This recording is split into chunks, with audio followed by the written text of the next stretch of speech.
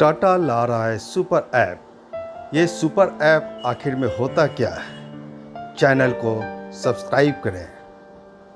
क्या आपने ये कभी ध्यान दिया है कि आपके स्मार्टफोन में कितने ऐप्स हैं? हर काम के लिए अलग ऐप है। अमेजन, फर्स्टपेटर, नेटमेट्स, फार्म इजी इत्यादि। हर एक ऐप का अपना खास काम है और इसी वजह से वे हमारे मोबाइल में बने हुए हैं। कैसा हो अगर एक ही ऐप आपके सारे काम करने लगे? दुनिया के कई देशों में सुपर ऐप्स लॉन्च हुए हैं या हो रहे हैं। भारत में भी सुपर ऐप पर काम चल रहा है। हाल ही में खबर आई थी कि नमक से लेकर सॉफ्टवेयर बनाने वाला टाटा ग्रुप एक all in all super app बना रहा है। आईटीसी ने भी किसानों के लिए एक खास सुपर ऐप बनाने की घोषणा की है। आइए समझते हैं कि ये सुपर ऐप है क्या, यह मौजूदा ऐप से कितना अलग होता है। क्या आपको पता है कि सुपर ऐप शब्द का प्रयोग सर्वप्रथम किसने किया? ब्लैकबेरी फाउंडर माइक लिजार्डिस ने 2010 में सुपर ऐप शब्द का प्रयोग किया था। सुपर ऐप यानी एक ऐसा प्लेटफॉर्म है जिस पर सभी ज़रूरत की वस्तुएं और सेवाएं मिलती है। आप सुपर ऐप की कल्पना एक मॉल के तौर पर भी कर सकते हैं। मॉल में जहां आपको सभी ब्रांड्स और बिजनेस की दुकानें मिल जाएंगी, वहीं सुपर ऐप में साइबर रिटेल स्पेस में आपको सभी ब्रांड्स और बिजनेस की दुकानें मिल जाएंगी।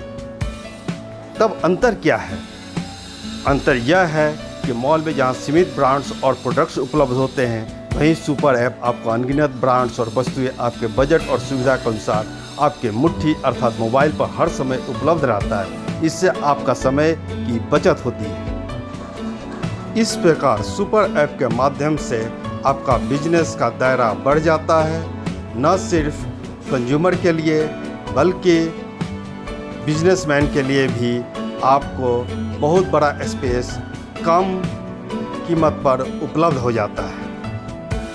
इस प्रकार बिजनेसमैन और कंज्यूमर का दायरा पूरा विश्व ही हो जाता है। ऐप कौन बनाता है?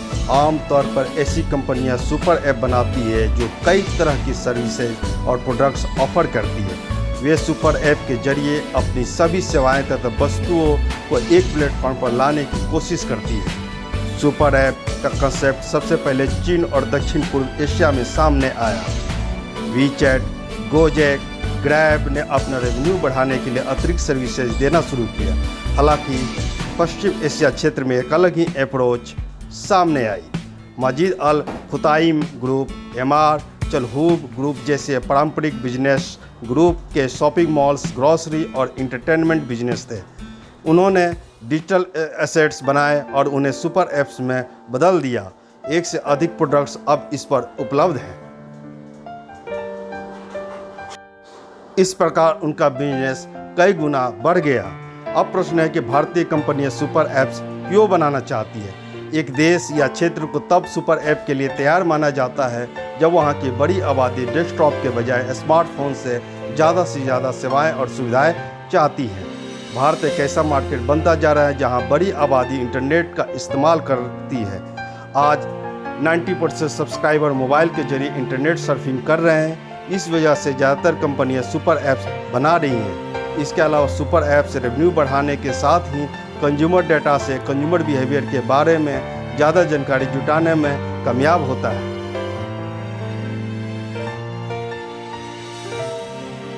भारत में कौन सी कंपनियां बना रही है सुपर ऐप्स? भारत में जियो, पेटीएम, फोनपे जैसे कई ऐप्स सुपर ऐप्स बन चुके हैं। यह एक से अधिक सुविधाएं और प्रोडक्ट्स दे रहे हैं। रिलायंस के जियो का प्लान तो अपने प्लेटफॉर्म पर 100 से अधिक प्रोडक्ट्स और सर्विसेज देने का है। भारत सरकार के सरकारी उपक्रम भी इस दिशा में काम कर रहे हैं, जैसे SBI योनो अर्थात यू ओनली नीड वन। भारतीय स्टेट बैंक का प्लान अपने 2017 में लॉन्च किए गए डिजिटल ऐप योनो अर्थात यू ओनली नीड वन को सुपर ऐप बनाने का है। इस पर सबसे पहले सिर्फ बैंकिंग सर्विसेज ऑफर हो रही थी, पर अब ग्रुप कंपनियों की अन्य सर्विसेज को जोड़कर इसे फाइनेंशियल सुपर स्टोर बनाने की तैयारी है।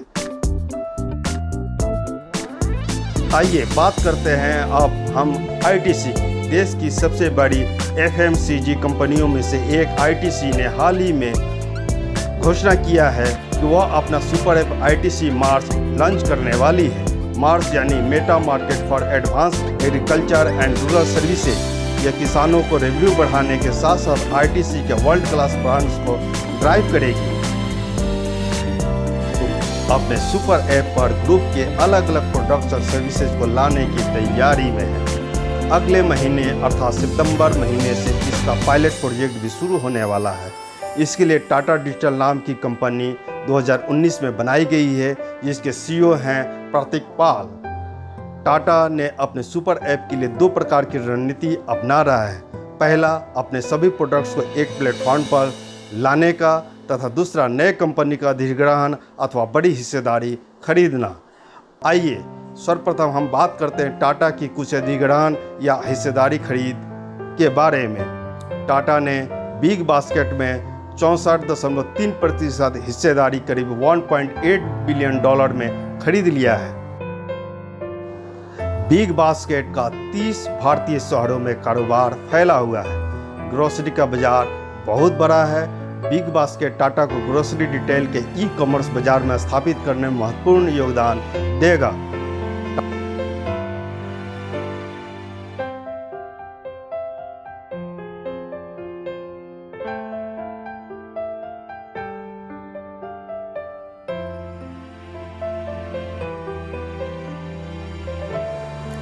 टाटा ने Indian fitness and wellness sector में अपनी पकड़ बनाने के लिए क्योरफिट हेल्थ केयर में करीब $75 मिलियन का निवेश करने के लिए MOU पर साइन किया है। हेल्थ सेक्टर एक तेज़ी से बढ़ता हुआ क्षेत्र है। इसमें अपनी पकड़ मजबूत बनाने के लिए बिग बास्केट के बाद टाटा डिजिटल ने मेडिसिन की ई-कॉमर्स कंपनी 1mg में $240 मिलियन में करीब 60% हिस्सेदारी खरीदी है। इस प्रकार टाटा अब पहले से स्थापित रिलायंस की नेटमेट्स तथा फार्म इजी अन्य कंपनियों को सीधी टक्कर दे रही है। आइए देखते हैं टाटा का एम्पायर का। टाटा नमक से लेकर कार बनाती है, सॉफ्टवेयर बनाती है, हर तरह का कंज्यूमर प्रोडक्ट्स बनाती है। इस प्रकार टाटा सुपर ऐप के माध्यम से अपनी मजबूत उपस्थिति दर्ज कराने जा रही है। ऐप्स कंज्यूमर्स को सेफ सॉल्यूशन देते हैं? बिल्कुल नहीं। सबसे बड़ा खतरा होता है मोनोपोली का। जब ज़्यादातर सर्विसेज एक ही प्लेटफॉर्म से मिलने लगे और उससे बड़ी संख्या में कंज्यूमर जुड़ जाते हैं तो उस कंपनी का मार्केट पर एकाधिकार हो जाता है। इसके अलावा प्राइवेसी का मुद्दा भी बहुत अहम हो जाता है, क्योंकि सुपर ऐप्स आमतौर पर थर्ड पार्टी सर्विस प्रोवाइडर्स के साथ मिलकर काम करती है। तमाम आशंकाओं के बावजूद हम विदेशी कंपनी की जगह भारतीय कंपनी को समर्थन करते हैं। विदेशी कंपनी की जगह भारतीय कंपनी राष्ट्रीय हित और उपभोक्ताओं के हित के संरक्षण के प्रति जवाबदेह होती है। अंतर्राष्ट्रीय व्यापार में बने रहने के लिए भी भारतीय कंपनी को विकसित करना बहुत ही ज़रूरी है। साथ ही भारत सरकार के मेक इन इंडिया तथा आत्मनिर्भर भारत अभियान के उद्देश्य की प्राप्ति के लिए भी ज़रूरी है कि भारतीय कंपनी विश्व स्तरीय बने। इसलिए टाटा के सुपर ऐप को हम समर्थन करते हैं।